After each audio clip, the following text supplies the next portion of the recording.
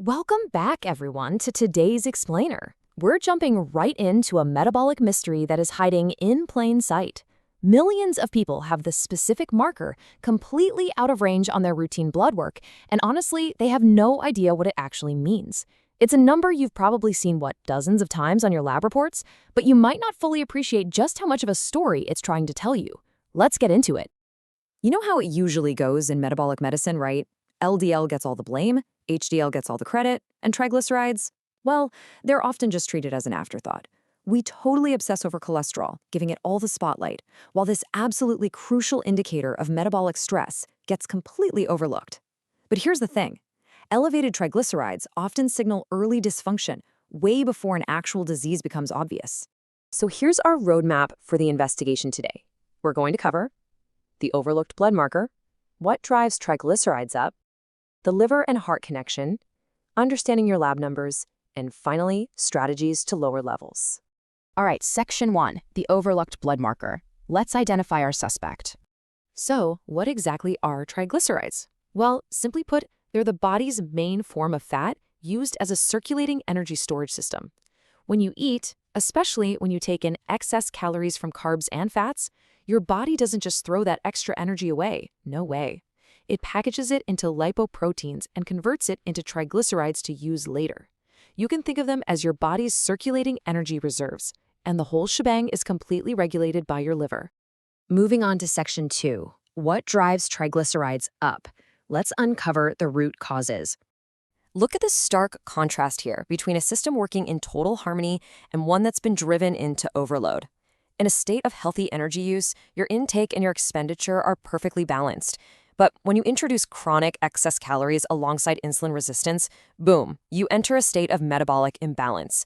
When your energy intake consistently exceeds what your body actually needs day in and day out, your system really struggles to manage that surplus, and your triglycerides are just going to start climbing. And elevated triglycerides are rarely an isolated issue. They're really reflecting a whole cascade of metabolic imbalance. The main drivers kick off with chronic excess calories, and you guessed it, refined carbohydrates and sugars. High sugar intake shoots up your insulin demand, which basically forces the liver to convert excess glucose straight into triglycerides.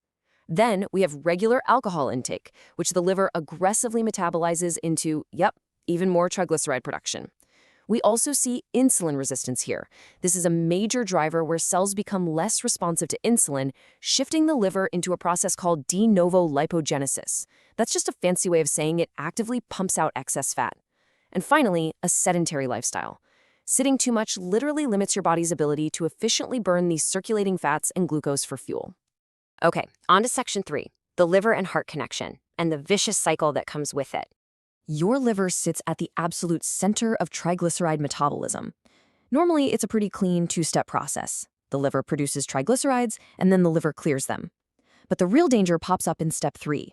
Fat overload impairs both of those processes. When triglycerides stay consistently high, fat accumulates right in the liver. We're talking about a condition now commonly known as MASLD, or metabolic dysfunction-associated steatotic liver disease, and it creates this vicious bidirectional feedback loop. The fatty liver loses its ability to regulate these fats, which pushes blood triglycerides even higher, which then turns around and reinforces the liver fat. High-fasting triglycerides are actually one of the earliest signs of this liver fat accumulation, often showing up way before your liver enzymes even look abnormal on a test. Now, this metabolic environment isn't just a threat to your liver. It's part of a broader pattern of metabolic syndrome that is directly linked to cardiovascular risk. Triglycerides rarely act alone, right? They travel with a pretty dangerous crew. They're associated with atherogenic lipoprotein patterns, specifically an increase in those small, dense LDL particles that are highly prone to penetrating arterial walls and building up plaque. They also travel alongside elevated ApoB, which indicates a higher number of dangerous atherogenic particles circulating in your bloodstream. Add in systemic inflammation and endothelial dysfunction, which is basically damage to the inner lining of your blood vessels, both of which are closely tied to the insulin resistance and abdominal fat that often accompany high triglycerides. And man, you have a recipe for atherosclerosis. They aren't just a passive lipid marker, they actively influence your vascular environment. All right, let's get into the data. Section 4, understanding your lab numbers. Time to decode the evidence. Standard medical ranges tell one story, but the optimal targets, they tell a completely different one. While elevated is considered anything 200 milligrams per deciliter and above, and borderline high is 150 to 199, normal is technically anything under 150. But look at this from a metabolic health perspective. Clinicians actually aim for much, much tighter ranges. Optimal is under 100. Excellent is under 80. And if you're highly insulin sensitive, your numbers might sit beautifully between 50 and 80. The goal here isn't just to be quote-unquote normal, it's to minimize metabolic stress entirely. But hey, we can go even deeper than just the raw number. The ultimate hidden clue in your labs is the triglyceride-to-HDL ratio. You calculate this by simply dividing your triglyceride number by your HDL cholesterol number. It's a super simple math problem, but this ratio acts as a much more informative marker of your overall risk, revealing your underlying insulin sensitivity. This ratio really builds a crystal clear risk profile for us. If your ratio is less than 2.0, you have excellent insulin sensitivity. Awesome. A ratio of 2 to 3, that's considered good. But as that ratio climbs between 3 and 4, we're entering the territory of possible insulin resistance. And if that ratio is greater than 4, it indicates a significantly increased metabolic and cardiovascular risk. It shows you exactly where insulin resistance and cardiovascular danger actually begin to spike. Finally, Section 5, Strategies to Lower Levels. Let's solve this metabolic mystery. Okay, here is the incredibly encouraging truth. Meaningful improvements can happen within weeks, literally. It's thrilling to note that triglycerides are incredibly responsive to lifestyle changes. When you start addressing the root causes, this marker often moves rapidly in the right direction, and it brings the rest of your metabolic system right along with it. Picture filling your plate with bright, fiber-rich plants and getting that daily movement in, because these 6 targeted steps directly fix the root cause of the overload. Step 1, weight reduction. Even a really modest 5 to 10% weight loss significantly improves insulin sensitivity and reduces that stubborn liver fat we talked about earlier. Step 2, increased physical activity.